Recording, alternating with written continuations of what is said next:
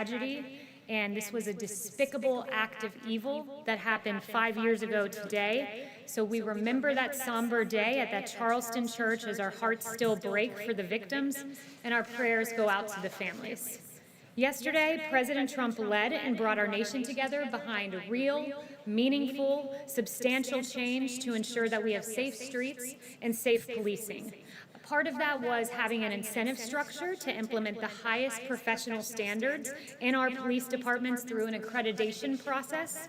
This accreditation entails making sure you have de-escalation practices in place, use of force tactics in place. Part of that is prohibiting chokeholds, except in the event where lethal force is used. It also incentivizes information sharing and makes sure that if you have an officer who's had multiple uses of excessive force, that information is sent to a national database. And then finally, another prong of this was having co-responders who are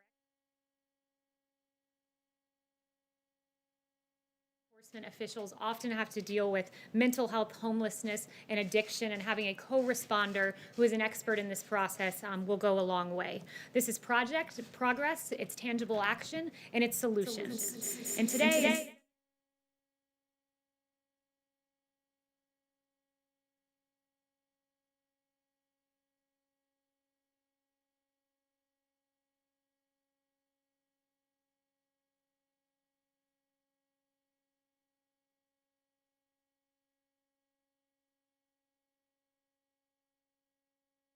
as President Trump said yesterday, all children deserve equal opportunity because we are all made equal by God.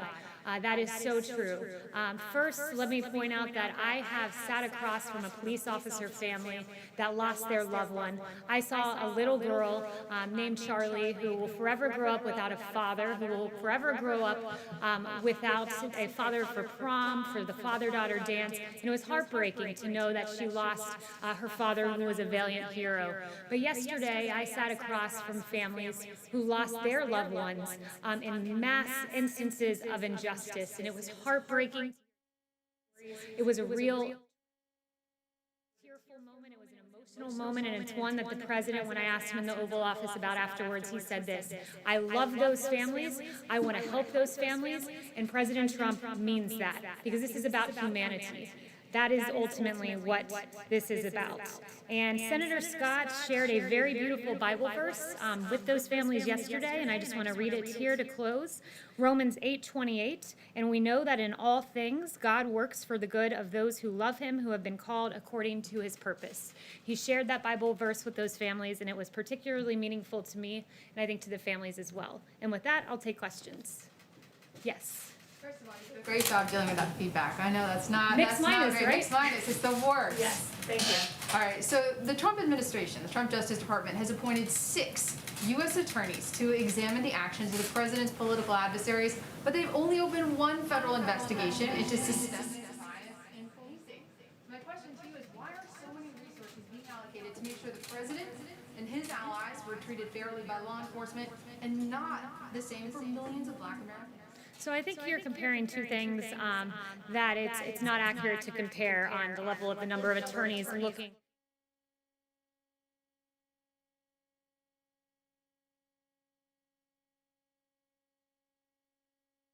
Full of lies, funded by Hillary Clinton and the Democrats.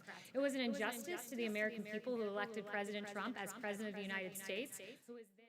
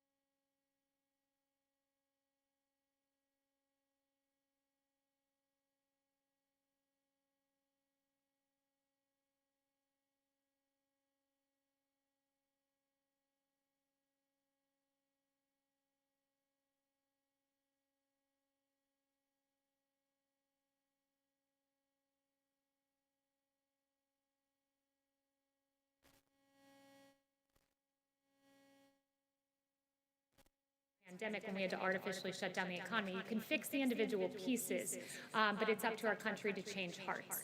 Yes. Does the president talked about chokeholds yesterday. The bill that's been unveiled by the Republican Senator Scott on Republicans does not.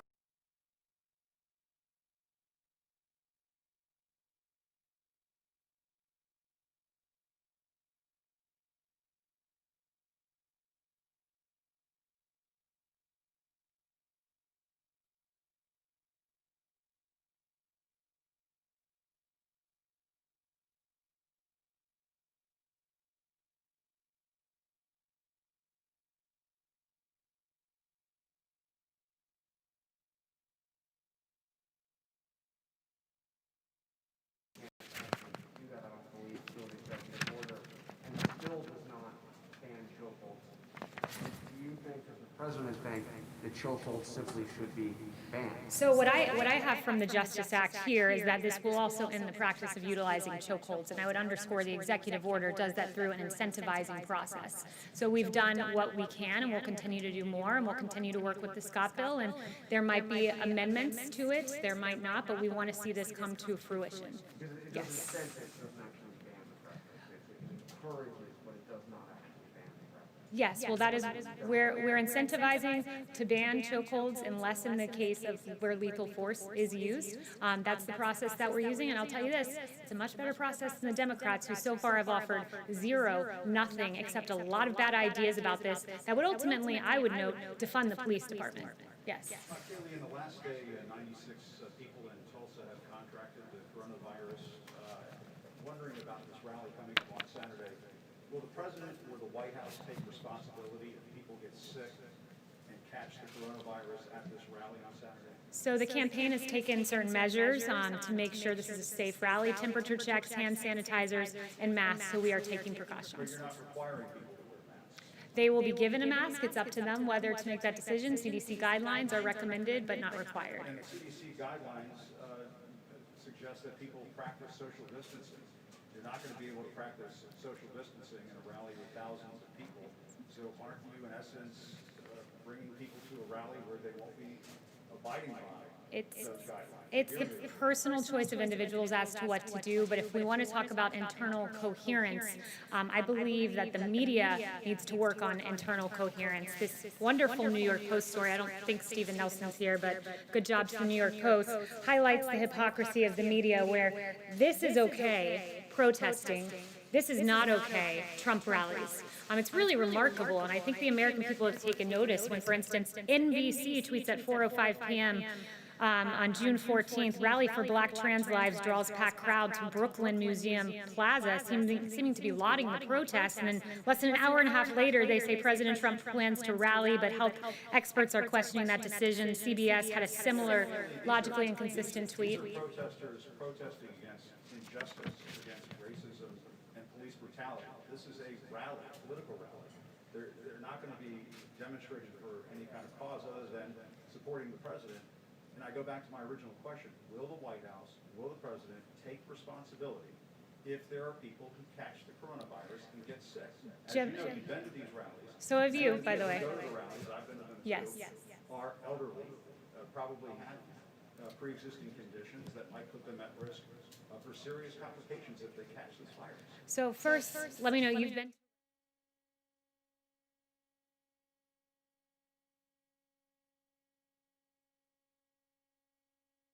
of our country and paychecks going up. We rally that HBCU funding for historically black colleges and universities is permanent because of President Trump. We rally, but to say no, because Jim, you suggested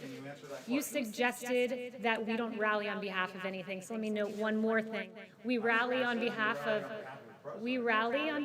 criminal justice reform and the First Step Act, which President Obama and Vice President Biden talked about, but we did.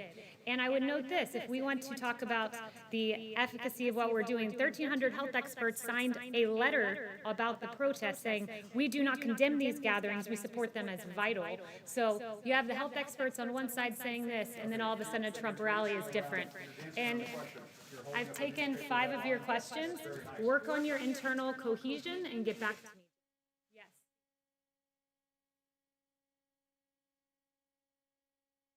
questions.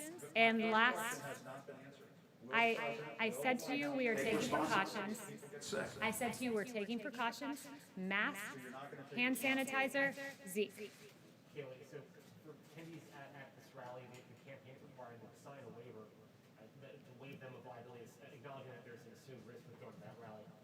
Does not the president have some responsibility himself to ensure, to set an example of preventing large gatherings or ensuring so that the American people around the world follow his example and devote to the environment? Why is the president not following CDC guidance? We are doing temperature checks, hand sanitizers, masks. When you come to the rally, as if any event, you assume a personal risk. That is just what you do. When you go to a baseball game, you assume a risk.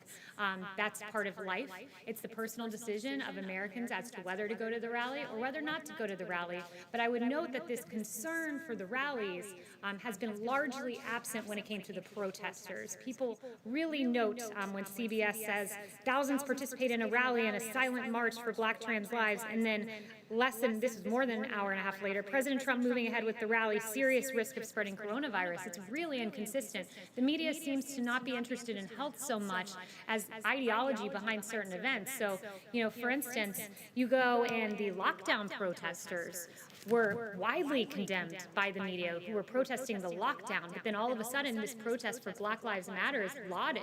It makes no sense. Ideology is driving the line of questioning in many of these cases, when it should be, if you're focused on science, you should be out there asking these same questions about the protest. Public health officials here, local officials, mayors in the large states, many of the cities where there have been protests, I've encouraged those who attend those large gatherings and others to get tested 4 or 5 days after the event.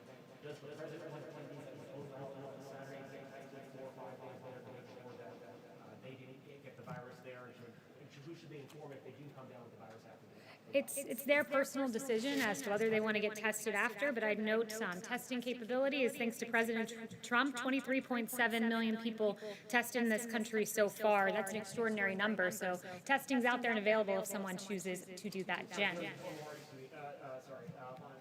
the White House been monitoring this outbreak of violence between Indian and Chinese troops, and the White House has been reacting? President getting on the phone and talking to relevant countries.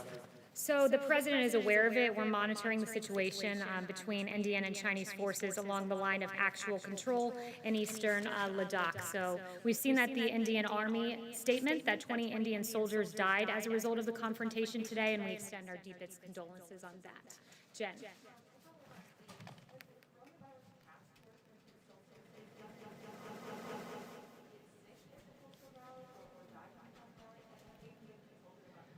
The coronavirus task force, they're meeting today. I would first point that out. They meet regularly and they monitor the whole country. So they don't zone in on a Trump rally, they zone in on the whole country and analyze it through a database lens. They look at the entirety of the country. That would include the state of Oklahoma, but they look at all 50 states in close consultation with governors.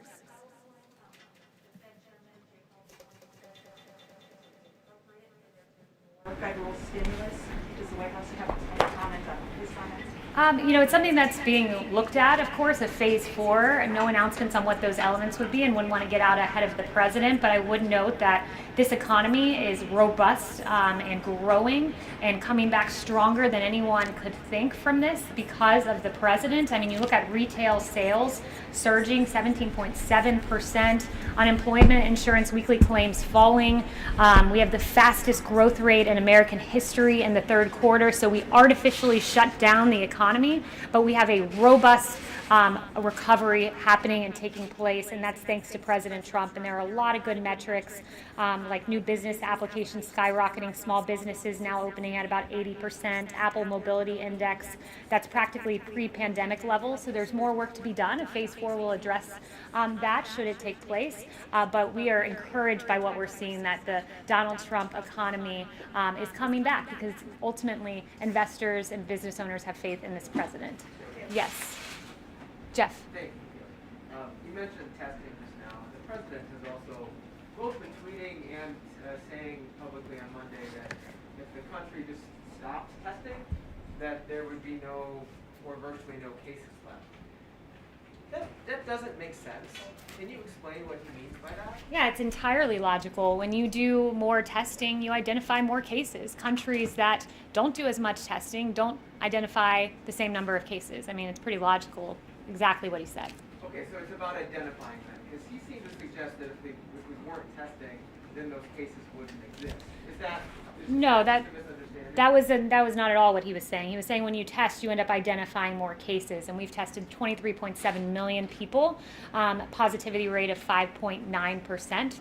So we are in a good place when it comes to testing. And just along Yes. those same lines, the vice president today wrote an op-ed, I believe, in the Wall Street Journal, playing down the prospects of a second wave. Is the White House just confident that there's not going to be a second wave of the coronavirus? The White House is confident that we have enough testing to identify asymptomatic individuals, that we have therapeutics that are promising, that we are working on a vaccine with Project Warp Speed that we hope will be there by the end of the year and we think will be, and we have a robust public-private partnership that has shored up America's supply chain. So we are in a good place, and that's what the Vice President was noting. John. Thanks a lot, Kayleigh. Two subjects. The first question has to do with the lawsuit that was filed against John Bolton, the former National Security Advisor, by the Department of Justice yesterday. The DOJ did not file a lawsuit against Simon & Schuster, nor did it file an injunction against the publisher. Why not? Do you still expect this book to hit bookstores, to be on Amazon, to be available for people to read on the 23rd of this month?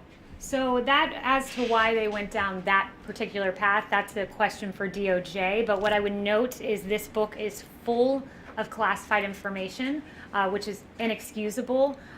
Former National Security Advisor John Bolton should know all too well that it's unacceptable to have highly classified information from the government of the United States in a book that will be published. It's unacceptable. It has not gone through the review process, and that's where we currently stand. And I refer you back to Barr's comment on this, which is we don't believe that Bolton went through that process. It hasn't been completed, the process, and therefore he is in violation of that agreement. That was part of his quote from Monday. Then on the other subject, the executive order the president signed yesterday, during that event, in his comments, he acknowledged that there are indeed bad police officers.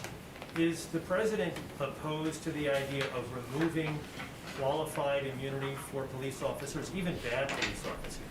Yeah, so qualified immunity, let me note, is a total and complete non-starter. What qualified immunity would do is it would really enable the police in this country to do their job. That's in the Democrat bill, and I'd argue this, Democrats, they say defund the police, defund the police. We hear that from Congresswoman Ocasio-Cortez and Congresswoman Omar and others. Well, what does the Democrat bill do? By removing qualified immunity, what you're essentially doing is not allowing police to do their job. There would be a decrease in policing in this country. Our streets would not be safe. What President Trump has done is worked with law enforcement to improve law enforcement, to ensure that the bad cops that exist are pushed out of the system.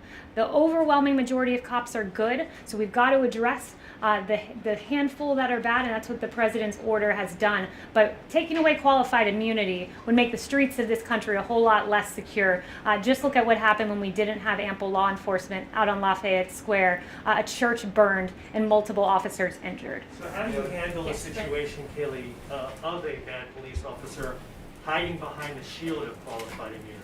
Look, I would note that also the court has litigated this pretty strongly. It's been adjudicated. The Harlow court, in that decision, Harlow, the Supreme Court, talked about achieving a balance between allowing victims to hold officials accountable while also minimizing the social cost to the whole, the cost of police officers, for example, pulling back.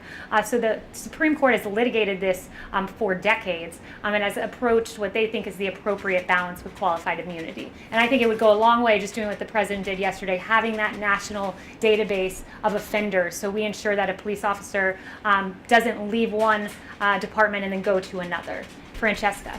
Thank you, Kayleigh. You outlined the White House's position on qualified immunity, defunding the police, but you also said earlier that the Democratic bill is full of bad ideas. What are the other quote-unquote bad ideas besides those two that the president would not sign a policing bill if they wound up in the final version? So one of the things the bill does is it undermines due process. The Democrat bill would undermine the due process rights of every officer by making pending and unsubstantial allegations available to the public, causing reputational damage based on allegations alone. That's a really good example, because what our database does is once a claim has been adjudicated, we know something was done wrong, it goes into a database that remains private. It protects privacy of the officers, but it is utilized to ensure that officer does not get to go to another department. What the Democrat bill would do is someone submits an allegation, well, we're going to violate the due process rights of this officer and put it into a system. We have to balance everything in this situation, making sure our good, hardworking, overwhelmingly good police officers are able to do their job, but ensuring that we do not have victims like the victims I heard about yesterday and the excruciating, painful, devastating stories of their sisters, of their mothers, and of their fathers. So, sorry, one other question on that and something else. So you're saying those are the three? That's it? There's a number of things, but those are the ones that I've listed out so far. Okay, But there's a number of problems. And on the president's rallies, he has also said that he has rallies on the books in North Carolina and also Florida, two states that have seen recent spikes in coronavirus. Who told the president that it would be safe to have rallies in states that are seeing spikes right now? We are confident that there are embers out there that exist that will be able to put out those embers. Florida has a great governor. He's done a great job so far. We work closely with Governor DeSantis, and we believe that we will be at a safe place. Yes. Kayleigh, Justice Gorsuch's decision from the Supreme Court this week against anti-LGBT discrimination was focused on employment civil rights law, but also had implications on housing, health care. How does the president want to see this implemented? Does he want it implemented as extensively or as narrowly as possible? So what the president says is he's read the decision, they've ruled, we live with the decision, and we live with the decision of the Supreme Court. So that's where he stands currently.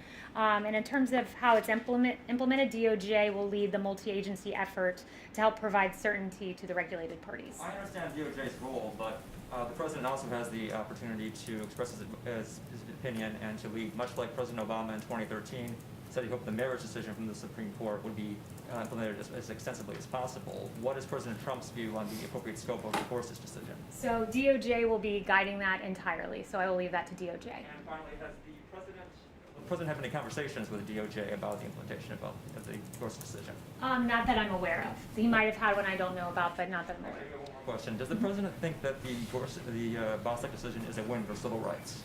Sorry? Does the president think the Gorsuch decision is a win for civil rights? So one thing I would say, I haven't not talked to the president about that personally, but one thing I wanted to read was from the Kavanaugh dissent. There were some real concerns that this was a complete distortion of how we do statutory interpretation, and Kavanaugh lays that out very nicely. But one thing Justice Kavanaugh did say, and I thought it was a very powerful quote, is notwithstanding my concern about the court's transgression of the Constitution's separation of powers, which was a grave concern as a separation of powers point that the DOJ argued in court, it is appropriate to acknowledge the important victory achieved today by gay and lesbian Americans. So I thought that was a very good quote from Justice Kavanaugh. Yes. Alexandra. Thank you. On the plan to reduce U.S. troops in Germany, is there a timeline you can share with us? And could this plan be changed or softened if Berlin agreed to increase its defense spending?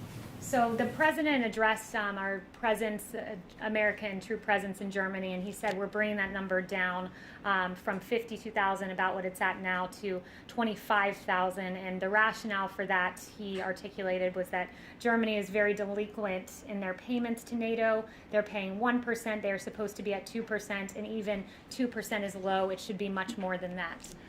Michael. Would he change this plan if Germany agreed to increase its I wouldn't defense? get ahead of the president on making that decision. Michael. Hi, thanks, Kayleigh. I have one question, and then I have two quick questions from colleagues who have sent to me as the pool person. So on my question, back when two White House officials were tested positive for COVID, we all reported on an email that went out to West Wing employees instructing them that masks were mandatory to be worn in the West Wing at all times, with the exception of being when they were sitting at their desks alone.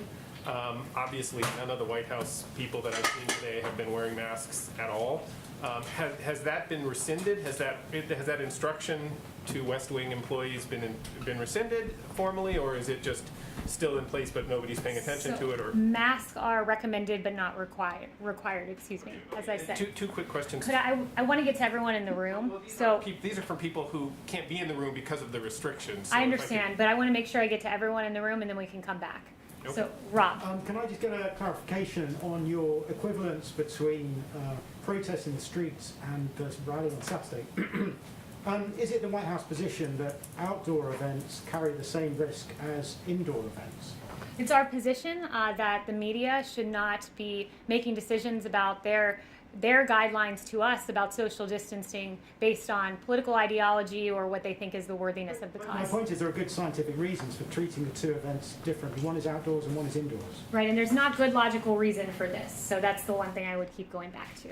And can I also yes, ask, Owen. Is anything about the Secretary of State's trip to Hawaii to meet his Chinese counterpart? So I have no information on that. Owen. Yes. Blake, different mask. Oh, sorry, Blake. They subbed you in. No Blake. worries, no worries. Good to see you, Blake. You too. A couple on the economic front. Earlier this month in Maine, the president was talking about Maine lobster, and he said the following. He said, if the European Union doesn't drop that tariff immediately, we're going to put a tariff on their cars, which will be equivalent. Can you give us an update on that? What is immediately, what is the status of potential tariffs on EU autos? I haven't inquired about that today, but I will inquire about that, and I'll try to get back to you before 5 if that works. And secondly, an infrastructure bill. Can you just sort of give us a broad outline of what the administration wants to see? Is that a reauthorization of the highway bill that comes up at the end of the year? Is that added on to a potential phase 4 stimulus? What is the administration, what does the White House want as it relates to Yeah, I don't want to get ahead of the administration on our official plans for that. Infrastructure is something we've talked about for a long time, and it's something that we think that we could find common ground on, but it's up to Democrats to really come to us and make that happen. It's been mentioned as potentially a phase 4, but that's not in stone, but that has been mentioned. No formalized plans, though, on where infrastructure stands. Is that $1 trillion? Is it $1 trillion? Up to- We don't have a number on that right now. Yes. On the Tulsa rally, can you give us a sense of which health experts the campaign and the White House consulted before deciding to hold it? Did anyone talk to the CDC about whether it would be a good idea?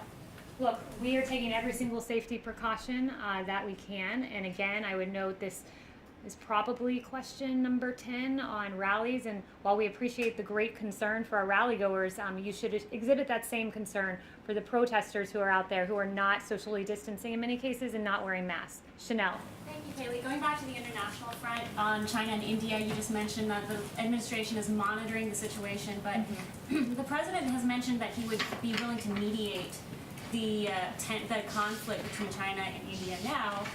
If he were to do so, what does that look like? Does that look like a one-on-one conversation? Does that mean bringing the two leaders together? Has the president indicated what mediation looks like for China and India?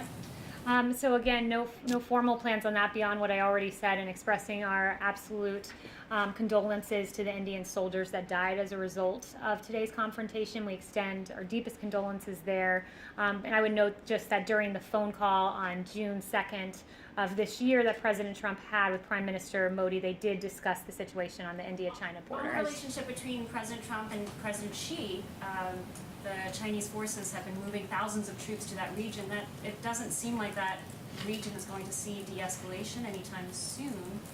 If you were to characterize President Trump's relationship with President Xi today, Would Yeah, would you venture into that realm? I would just say what the president has said before, that he is really appalled at the fact that the coronavirus came out of China. They weren't allowing flights into China, but were allowing flights out. They slow-walked information. The WHO seemed to partner with China in slow-walking that information about asymptomatic spread.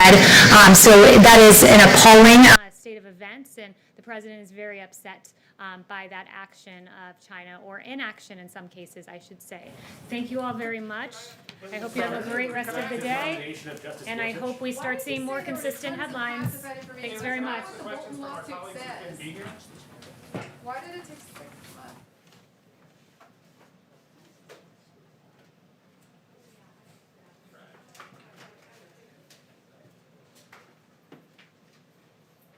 Great strides. That's why she was president. Yeah.